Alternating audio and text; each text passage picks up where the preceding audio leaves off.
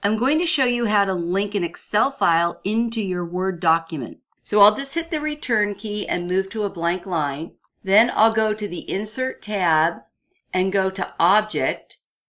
Then click on From File and point to your file. And then you'll want to make sure to choose Show Options and make sure there's a check on Link to File. Then choose Insert and it's inserted the file.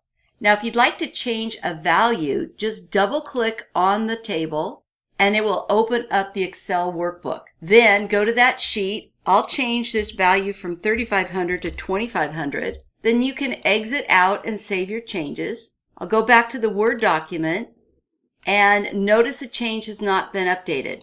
So you'll need to remember to update the table. So I'll right click, choose Links, click Update Now. Then you can close and the table's been updated.